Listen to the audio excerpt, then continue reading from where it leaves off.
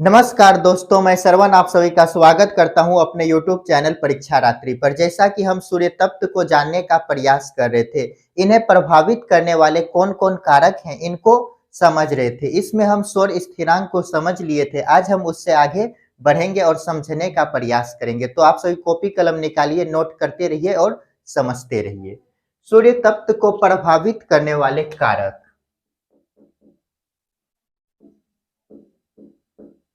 प्रभावित करने वाले कारक की बात कर रहे हैं। इसमें पहला हम देख चुके हैं सौर स्थिरांक क्या होता है। आज हम देखने का प्रयास करेंगे दूसरा पॉइंट, सूर्य और पृथ्वी के मध्य दूरी। तो लिखते हैं सूर्य और पृथ्वी के मध्य दूरी।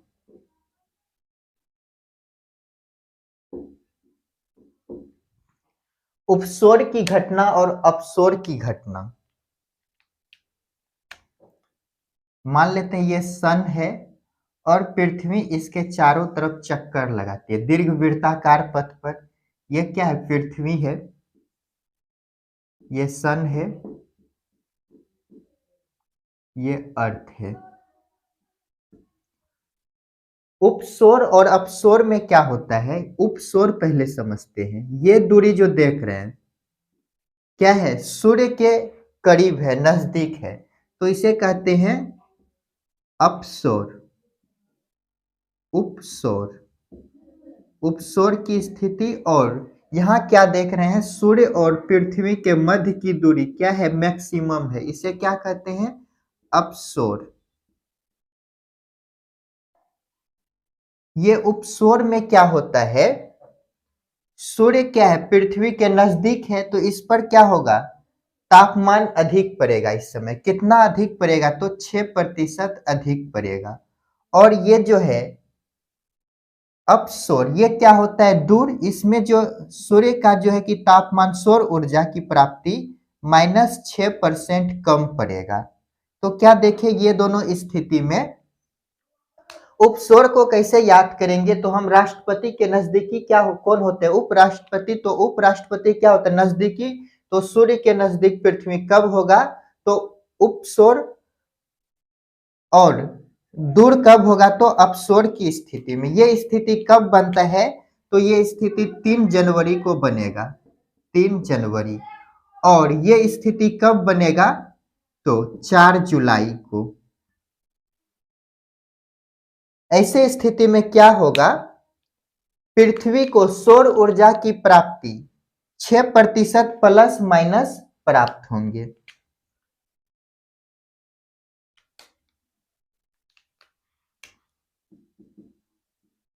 पृथ्वी को सौर ऊर्जा की प्राप्ति, सौर ऊर्जा की प्राप्ति क्या होगा? +-6%, +-6%।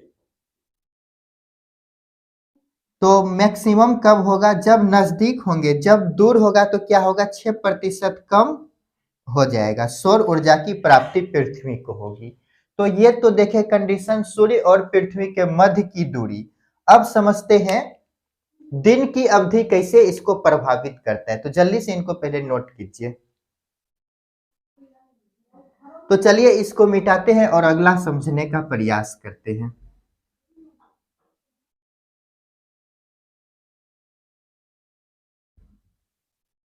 तो देख लेते हैं पहले आपतन कोण, उसके बाद दिन की अवधि को देखेंगे। आपतन कोण कैसे प्रभावित करता है?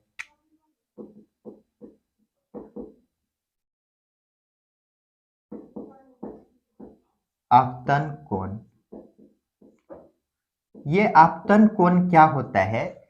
यदि फिजिक्स और ज्योग्राफी की बात करें तो दोनों में इसका मीनिंग अलग अलग होता है। कैसे? तो देखते हैं। फिजिक्स, माफ कीजिएगा थोड़ा लाइन चले गया था। तो फिजिक्स में मीनिंग क्या होता है?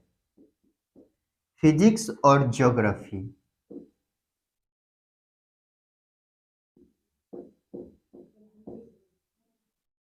और आपतन कोण यदि देखें तो फिजिक्स में इनका मीनिंग कुछ और होता है और ज्योग्राफी में कुछ और होता है। यदि फिजिक्स की बात करें तो मान लेते ये सतह है, ये क्या है? सतह है।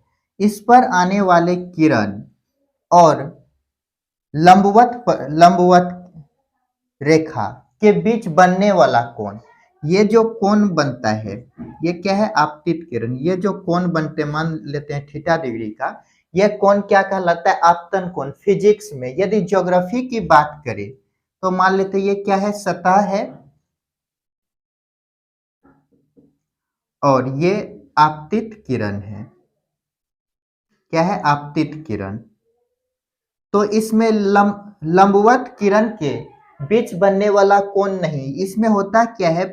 आपतित किरण और पृथ्वी के सतह के बीच बनने वाला कोण क्या कहलाता है? आपतन कोण। तो ये आपतन कोण ज्योग्राफी में क्या है समझ गए? तो इनको लिखते हैं।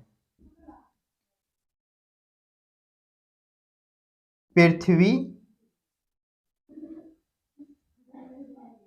आपतित किरण और सतह के बीच बनने वाला कोण,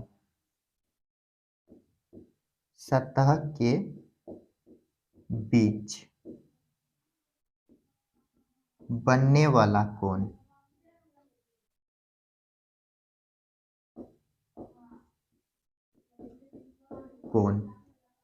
मान लेते हैं यहां पर जो ये किरण आए ये प्रति इकाई क्षेत्रफल पर पड़ा तो यहाँ का क्या होगा? तापमान।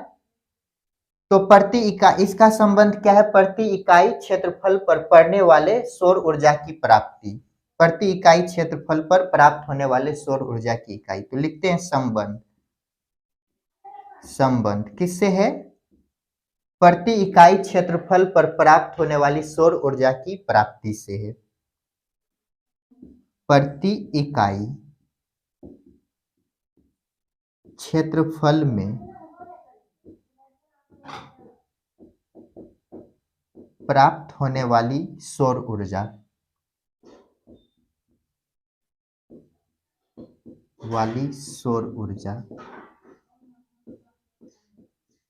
तो इसका संबंध क्या है? प्रति इकाई क्षेत्रफल पर प्राप्त होने वाले सौर ऊर्जा की मात्रा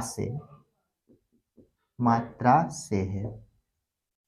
ये जो आपतित किरण है, आपतन कोण और टेम्परेचर क्या होते हैं? एक दूसरे के समांतर चलते हैं। अर्थात यदि आपतन कोण बढ़ेगा तो तापमान अधिक होगा, समानुपाती होते। तो लिखते हैं यहां पर आपतन कोण समानुपाती तापमान होगा। तापमान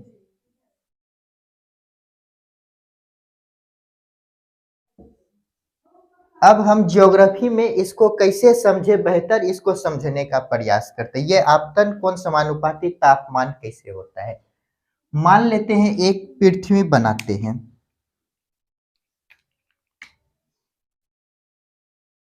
ये क्या है? पृथ्वी है और ये विषुवत रेखा, ये कर्क रेखा और ये है मकर रेखा। 0 डिग्री, 23.5 डिग्री नॉर्थ और 23.5 डिग्री साउथ, है ना? हम जानते हैं ये कर्क रेखा और मकर रेखा के बीच सूर्य की लंबवत किरण पड़ती है। ये क्या है? सन है। इसका लंबवत किरण कहां तक पड़ेगा?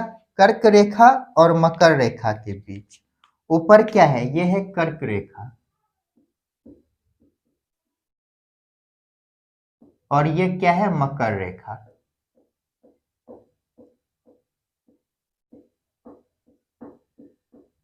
इसके बीच क्या पड़ेगा? लंबवत किरण, ऐसे करके सीधा। तो यहां पर क्या होगा? टेम्परेचर अधिक होगा। क्यों अधिक होगा? तो यहां पर हम समझते हैं। ये आपतन कोण जो है, अब फिर हम एक किरण लंबवत सूर्य का किरण आ रहा है ऐसे करके, यही सतह है, ऐसे करके आ रहा है। तो यहाँ पर कितना डिग्री का कोण बनेगा? 90 डिग्री का कोण। ये क्या है, इससे ये जो लंबे 90 डिग्री का कोण है, इससे ये क्या है, कम। तो जैसे ही आपतन कोण समानुपाती क्या होता है, तापमान, अर्थात आपतन कोण का मान घटेगा तो तापमान घटेगा, आपतन कोण बढ़ेगा, यहाँ पर क्या मैक्सिमम है तो यहाँ पर तापमान क्या होगा, मैक्सिमम, और यहाँ पर क्या होगा, न्यूनतम कम होगा। तो यदि बोले यहाँ पर तापमान कहाँ पर अधिक होगा, तो कर्क रेखा और मकर रेखा के बीच क्या होगा, तापमान अधिक होगा। क्यों होगा, तो सूर्य का लंबवत किरण पड़ता है। यदि ध्रुवों पर देखिए, यहाँ पर क्या है, 90 डिग्री नॉर्थ और 90 डिग्री साउथ, ये क्या है, ध्रुव। इधर जब आते हैं तो सूर्य का तिरछा किरण पड़ता है, क्या पड़ता है, सूर्य का तिरछा किरण। तो यहाँ पर 90 डिग्री का कोण बन रहा था, और यहाँ पर यदि देखें तो इससे छोटा बनेगा कोण, क्या बनेगा, छोटा कोण बनेगा। तो यहाँ पर क्या होंगे, ध्रुवों पर टेम्परेचर कम होगा। तो इन दोनों पॉइंट को लिखते हैं, तो लिखते हैं कर्क रेखा और मकर रेखा के बीच क्या होगा, टेम्परेचर अधिक होगा। क्यों होगा, आपतन कोण का मान अधिक है तो तापमान क्या होगा, अधिक होगा।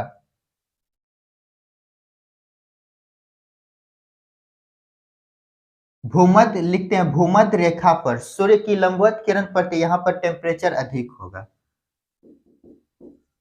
भूमध्य रेखा पर क्या होगा, टेम्परेचर अधिक होगा, क्या होगा, अधिक होगा। क्यों होगा, तो यहाँ पर लंबवत किरण पड़ती है। और यदि बोले ध्रुवों पर,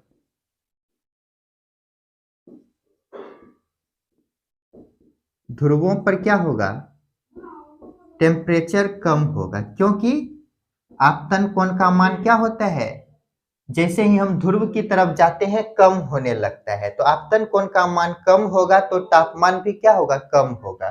तो क्या देखें, आपतन कोण फिजिक्स में क्या होता है, आपतित किरण और लंबवत डाला गया लंब, आपतित किरण और डाला गया लंब के बीच बना कोण आपतन कोण होता है। लेकिन फिजिक्स में क्या होता है, आपतित किरण और पृथ्वी के सतह के बीच बना कोण क्या कहलाता है, आपतन कोण।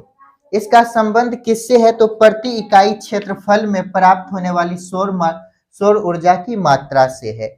इसी में देखिए, आपतन कोण समानुपाती क्या होता है, तापमान, अर्थात आपतन कोण बढ़ेगा तो तापमान बढ़ेगा, आपतन कोण घटेगा तो तापमान घटेगा। जैसा कि ये जो भूमध्य रेखीय क्षेत्र है, यहाँ पर क्या होता है, सूर्य की किरण लंबवत पड़ती है तो कोण क्या बनते हैं, 90 डिग्री का मैक्सिमम। तो यहाँ पर तापमान देखिए अधिक है, और जैसे ही ध्रुव की तरफ जाते हैं तो क्या होता है, आपतन कोण की मान कम होते हैं, तो यहाँ पर तापमान भी कम होने लगता है। जल्दी से इनको नोट कीजिए और अगला समझते हैं। तो चलिए इनको मिटाते हैं और अगला देखने का प्रयास करते हैं।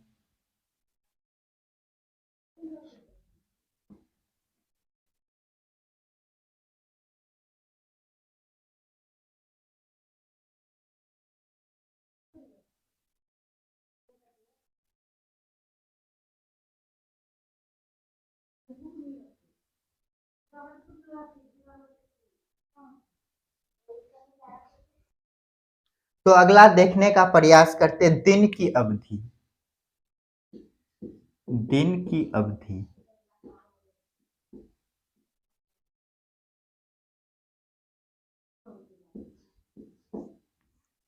हम शीत अयनांत और ग्रीष्म अयनांत को समझ चुके हैं, उसी को लिखते हैं।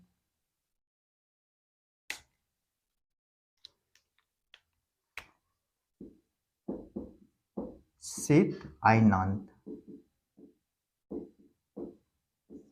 और ग्रीष्म अयनांत।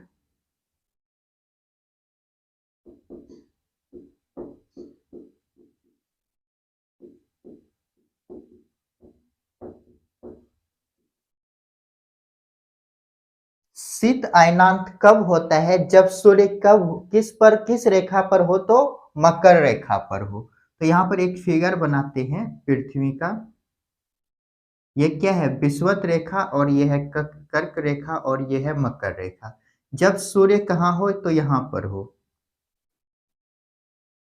इस रेखा पर के सिद्ध में हो, तो ये क्या होगा, शीत अयनांत की स्थिति। क्या होगा, शीत अयनांत। जब ये सूर्य उत्तरायण होते होते जब ये आ जाए यहाँ पर कर्क रेखा पर, तो ये स्थिति कौन सा होगा? तो ग्रीष्म अयनांत का। कौन सा स्थिति होगा? ये ग्रीष्म अयनांत का। ठीक।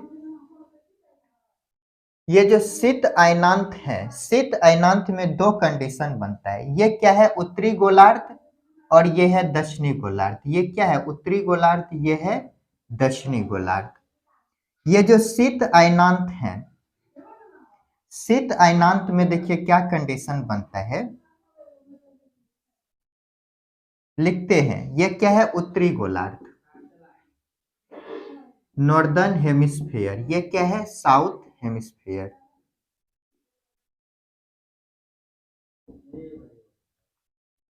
तो नॉर्दर्न हेमिस्फीयर और साउथ हेमिस्फीयर।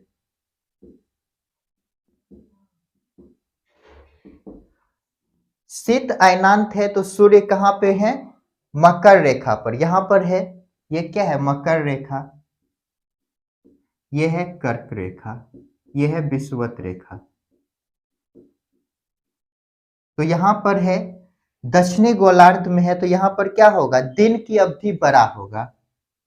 क्या होगा? दिन की अवधि क्या होगा? बड़ा होगा। और रात की अवधि छोटा होगा। जब सूर्य यहां पर है तो सौर ऊर्जा की प्राप्ति क्या होगा? अधिक होगा। सौर ऊर्जा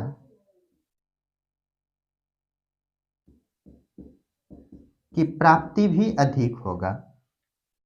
और यदि इसी समय शीत अयनांत के समय उत्तरी गोलार्ध में देखें तो इसका जस्ट अपोजिट स्थिति बनेगा। तो उत्तरी गोलार्ध में क्या होगा? दिन की अवधि छोटा हो जाएगा, छोटा, और रात क्या होगा? इधर बड़ा होगा। सौर ऊर्जा की प्राप्ति क्या होंगे? कम होगा। सौर ऊर्जा की प्राप्ति क्या होंगे? कम होंगे। ये तो शीत अयनांत की स्थिति देखें। अब यदि ग्रीष्म अयनांत में देखें तो ऐसे स्थिति में नॉर्दर्न हेमिस्फेयर और साउथ हेमिस्फेयर की यदि बात करें तो नॉर्दर्न हेमिस्फेयर में इस समय क्या है? सूर्य है।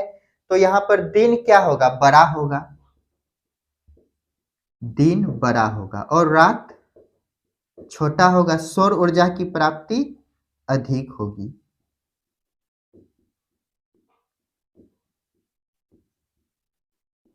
इस कारण यहाँ पर टेम्परेचर क्या होगा? टेम्परेचर भी अधिक होगा। यहाँ पर भी टेम्परेचर क्या होगा? अधिक। और यहाँ पर टेम्परेचर क्या होगा? ये साइड में यहाँ पर टेम्परेचर कम होगा।